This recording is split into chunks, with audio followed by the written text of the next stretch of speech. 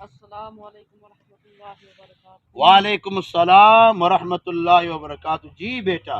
حضرت صاحب آپ سے ایک سوال کرنی تھی کہ بابری مسجد جسے شہید کیا گیا تھا اسے مندر بنایا گیا، اس پر مسلمان خاموش کیوں ہیں؟ ہائے ہائے بیٹا، اقبال نے کہا تھا وضع میں تم نصارہ تو تمدن میں غنود، یہ مسلمان ہیں جنہیں دیکھ کے شرمائے یہود۔ بیٹا اس کا جواب یہ ہے، جب کسی قوم کی غیرت مر جاتی ہے، ان کا ضمیر مردہ ہو جاتا ہے، تو بیٹا پھر وہ اس بے غیرت، بے ضمیر، بے حس باپ کی طرح ہو جاتی ہے کہ جو اپنے ہی گھر میں خود اپنی بیٹی کی عزت کا سودا کر رہا ہوتا ہے۔ بیٹا جب قوم کی غیرت مر جاتی ہے، ان کا ضمیر مردہ ہو جاتا ہے، تو پھر دشمن ان کی عزت پر حملہ کرے، ان کے مقدس مقامات پر حملہ کرے، تو ان کے کان میں جوں تک نہیں رینگتی ہے بیٹا جب مسلمان باغیرت تھے، ان کا ضمیر زندہ تھا، تو غیروں کی مجال نہ تھی کہ ان کی عزت کی طرف، ان کے مقدس مقامات کی طرف میلی آنکھ اٹھا کر دیکھ سکے۔ آپ کو یاد ہوگا بیٹا، حدیبیہ کا مقام ہے، جب حضرت عثمان غنی کی شہادت کی خبر افواہ کی صورت میں پھیلی، تو امام الانبیاء صلی اللہ علیہ وسلم نے صحابہ کرام سے عثمان غنی کے قصاص کے حوالے سے بیعت لی تھی، ہم عثمان غنی کا قصاص لیں گے۔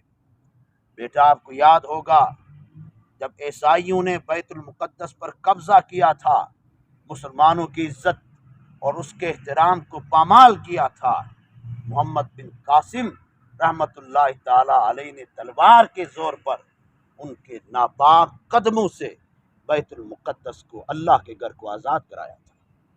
آپ کو یاد ہوگا جب مسلمان باغیرت تھے، ان کا ضمیر زندہ تھا، ہندوستان کی ایک مسلمان بیٹی نے محمد بن قاسم کو پکارا، تو ایک بیٹی کی عزت کو بچانے کی خاطر محمد بن قاسم نے پورے سندھ کو فتح کیا تھا۔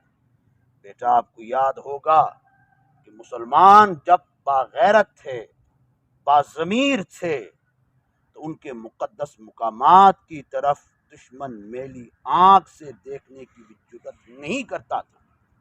تو آج 1.5 ارب کے قریب مسلمان بے غیرت ہو چکے ہیں، ان کا ضمیر مردہ ہو چکا ہے، اس لیے انڈیا، ہندوستان کا ہندو بدماشی کرتے ہوئے بابری مسجد کو شہید بھی کرتا ہے، اور وہاں مندر کی تعمیر کر کے اس کا افتتاح بھی کرتا ہے، لیکن مجال ہے کہ پوری دنیا سے کسی بھی مسلم حکمران کی ایک ہلکی سی بھی آواز بلند ہو چکی ہو۔ بیٹا بات کیا ہے؟ بات یہ ہے کہ جب غیرت قوم کی مر جاتی ہے، ضمیر مردہ ہو جاتا ہے، تو پھر کوئی ان کی عزت کو تار تار کرے، ان کے مقدس مقامات کو پامال کرے، انہیں ذرہ برابر بھی احساس نہیں ہوتا ہے۔